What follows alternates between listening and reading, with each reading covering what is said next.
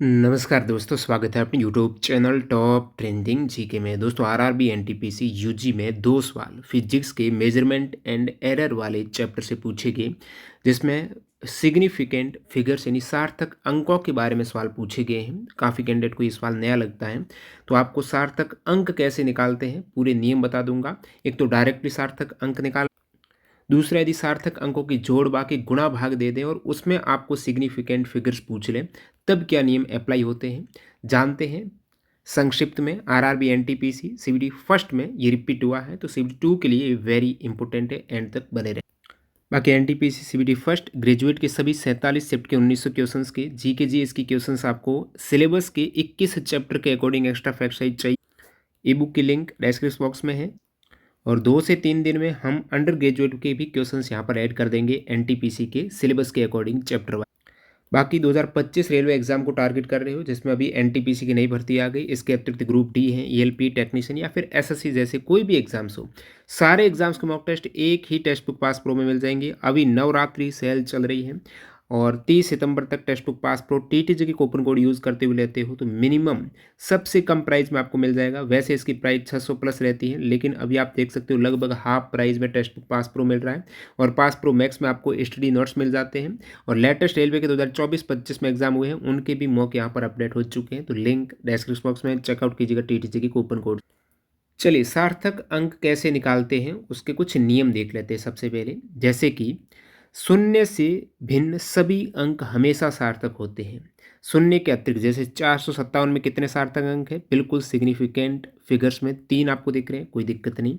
दो सार्थक अंकों के बीच के सभी शून्य भी सार्थक होते हैं, जैसे कि ये सभी जितने भी नॉन जीरो डिजिट है वो सार्थक है। इनके बीच में यदि जीरो भी आ जाए, नॉन जीरो डिजिट के बीच में जीरो आ जाए, जैसे कि 2 0 0 5, कितने सार्थक अंक हैं, 4 हो जाएंगे, ये जीरो भी काउंट होंगे।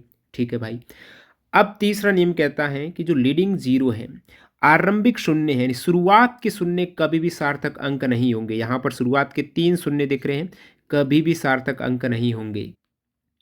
यानी नॉन जीरो से पहले के जितने भी शून्य वो सार्थक नहीं होंगे। इसमें कितने सार्थक अंक होंगे, तो आपको दिख रहे हैं 2 सार्थक अंक होंगे, 7 और 5। इसमें 3 होंगे, सॉरी 3 और 4 2 सार्थक अंक होंगे।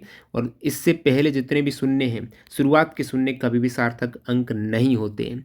लेकिन यदि आपका शून्य है वो अंतिम है, दशमलव के बाद के अंतिम शून्य हमेशा सार्थक होते हैं। इसमें ये मत कर देना 32.5 में कि 3 ही सार्थक अंक होंगे, नहीं।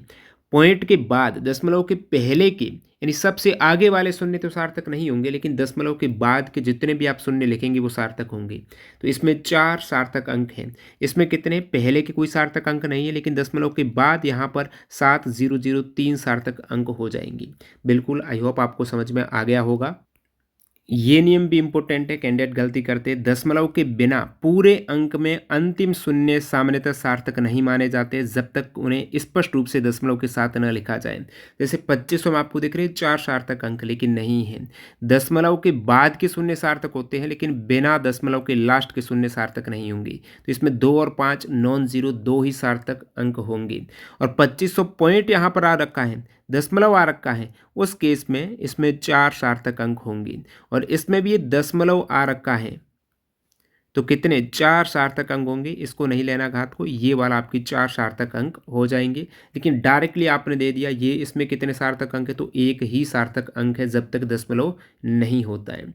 अब आपने सार्थक अंक के सारे नियम देख लिए। बात करते हैं गणनाओं में सार्थक यानी जोड़ बाकी गुणा भाग में सार्थक अंकों के क्या नियम हैं।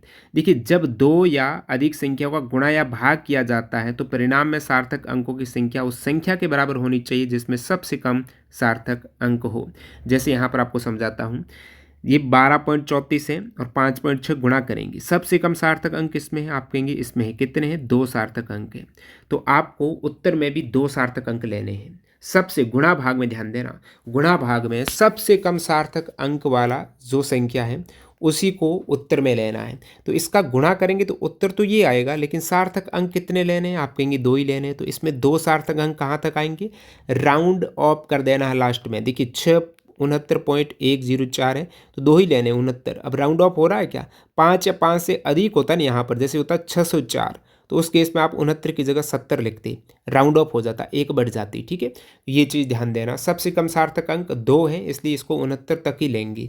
2 सार्थक अंक राउंड ऑफ होने पर ये 69 ही आएगा। चलिए, भाग में भी यही नियम है। जैसे यहाँ पर 3 सार्थक अंक, इसमें भी 3 सार्थक अंक, क्योंकि शून्य के बाद 3 संख्या दे दी, सॉरी पॉइंट के बाद 2 शून्य दे दिए, वो सार्थक अंक ही होंगे दशमलव के बाद। अब भाग में उत्तर कितना आया? 25 में आप 4 का भाग देंगे, 6.25 आया है। उत्तर में वैसे ही 3 सार्थक अंक है और सबसे कम सार्थक अंक 3 है, तो 6.25 आप डायरेक्टली उत्तर ले लेंगे। अब बात करते हैं यहाँ पर एक और गुणा का, मैं उदाहरण देता हूँ। जैसे 4.98 और 4 का गुणा करेंगे, हालांकि इसमें 3 सार्थक अंक है और उत्तर में आपके कितने सार्थक अंक आना चाहिए? इसमें भी 3, इसमें भी 3, 3 आना चाहिए, तो ये आएगा 19.9। लास्ट वाली संख्या को आपको राउंड ऑफ करना है, लेकिन इसके अंत में 2 है, तो 5 या 5 से अधिक होती ना, तो ये राउंड ऑफ हो जाती।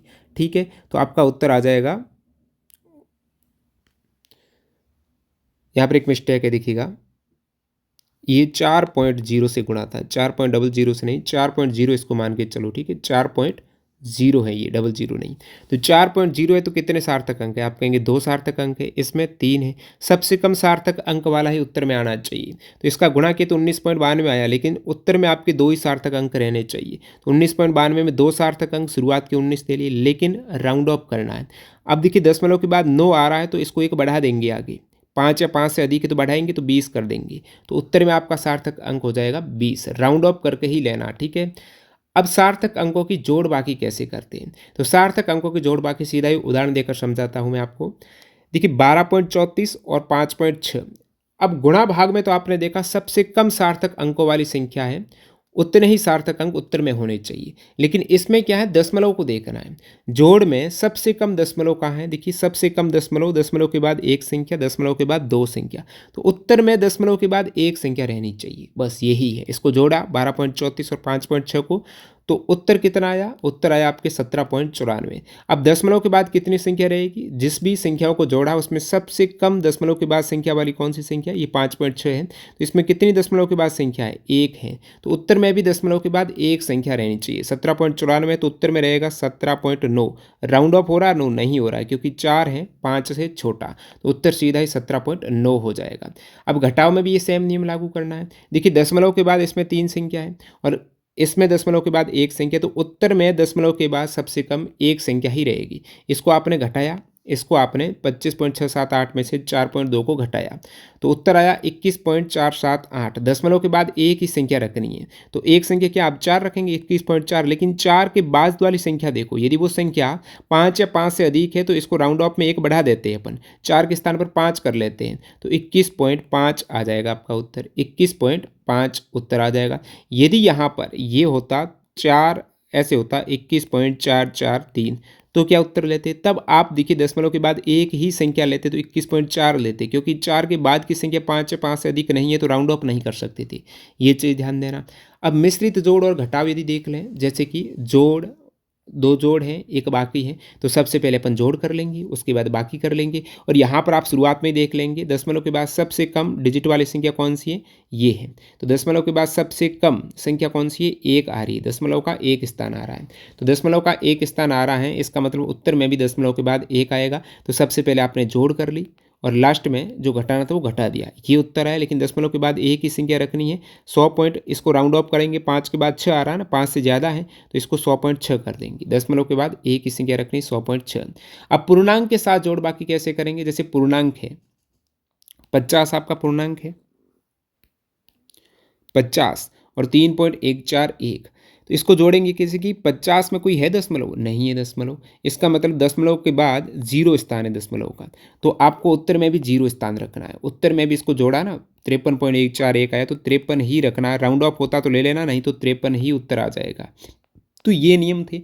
अब सवाल जो पूछे गए एनटीपीसी में वो भी देख लेते हैं। नीचे दिए गए मानों में से किसमें 3 सार्थक अंक हैं? देखिए, इसमें कितने? 2 ही सार्थक अंक हैं, क्योंकि पहले वाले जितने भी 0 है ना शुरुआती, वो नहीं लेने, इसमें 3 हो जाएंगे। पॉइंट के बाद, दशमलव के बाद के शून्य भी सार्थक अंक होते तो 3 हो जाएंगे। इसमें कितने होंगे? इसमें 4 हो जाएंगे। इसमें कितने होंगे? 3, ये 2, 5 हो जाएंगे। तो आपको 3 पूछा तो बी आप टिक करेंगे, बिल्कुल ईजी है।